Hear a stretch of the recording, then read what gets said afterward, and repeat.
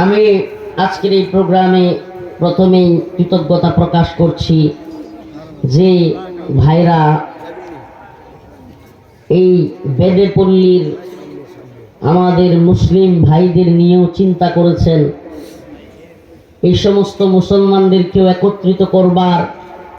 উম্মতে মুসলিমা, আল্লাহ রাসূল সাল্লাল্লাহু আলাইহি ওয়াসাল্লাম বলেছেন যে আমার উম্মত হলো একটা বডির ন্যায়। বডি, শরীরের যেমন এক জায়গায় আঘাত লাগলে অন্য জায়গায় ব্যথা লাগে, শরীরে যেমন হাতের মধ্যে কখনো কেটে গেলে, খাবার খাইতে গেলে জোর লাগলে অন্য হাত এমন এমন করতে থাকে, কারণ ওই ব্যথা তার অন্তরের ভিতরে লাগে, পুরো অঙ্গের ভিতরে সেটা ছড়িয়ে যায়।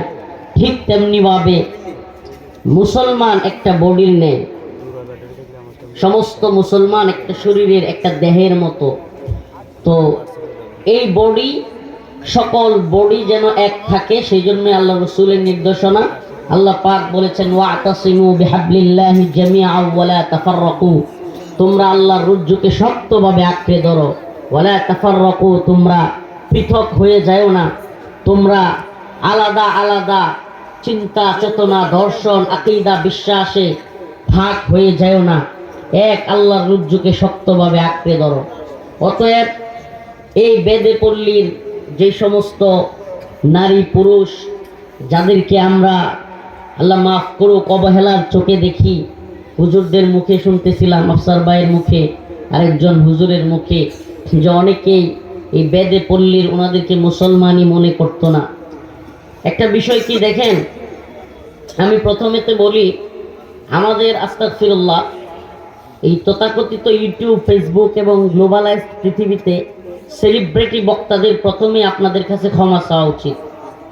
আমি ব্যক্তিগতভাবে আগে ক্ষমা চাচ্ছি যে আমরা কেন আপনাদের খবর আরো আগে নিতে পারলাম না। আমি ব্যক্তিগতভাবে ক্ষমা চাচ্ছি যে আসলে এই উম্মতের ফিকির আগে তো তাদের করা উচিত যারা কিনা এই উম্মত যাদেরকে বেশি চিনে, এই উম্মত যাদেরকে আগ বাড়ায় দিছে, এই উম্মত যাদেরকে আইডল মনে করে। কিছু নাম আপনারা বললেন যে আগামী বছরও যেন তারা মাহফিলে আসে। আমি জানি না ওনারা আসবে কিনা, কিন্তু ইনশাআল্লাহ আপনাদেরকে একটা কথা বলি অন্তর থেকেই, যদি ইনশাআল্লাহ আমাকে ডাকা হয়, আপনারা শুনলে কিছুটা অবাক হইতে পারেন, পুরা নোয়াখালীর ভিতরে আমার এই বছরে বা এই সিজনে একমাত্র প্রোগ্রাম আপনারা পাইছেন।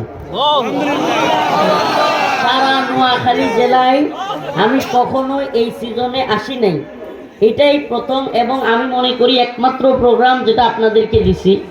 এবং আস্তাগফিরুল্লাহ, আল্লাহ মাফ করো, যদি আমাকে খুঁজেন দ্বীনের দাওয়াতের জন্য যে কোনো প্রয়োজনে, আপনাদের ভাই মনে করে এই বেদেপল্লীর সর্দার ভাই ওমর ফারুক আছেন, আরো যারা আছেন, হ্যাঁ কামাল সর্দার, আরো যারা আছেন, ওনারা যদি আমাদেরকে খোঁজেন, আপনারা আমাদেরকে ভাই হিসেবে ইনশাআল্লাহ সবার আগে পাবেন। আমি একটা আয়াতে কারিমা তিলাওয়াত করেছি, এই আয়াত থেকে আলোচনা করলেই আপনাদের কাছে বিষয়টা সুস্পষ্ট হয়ে যাবে যে আল্লাহ পাকের কাছে নোয়াখালীর ওবায়দুল কাদেরের মূল্য কোনো বেদেপল্লীর কোনো মুসলমান পুরুষ নারীর চাইতে বেশি না। আমার কথা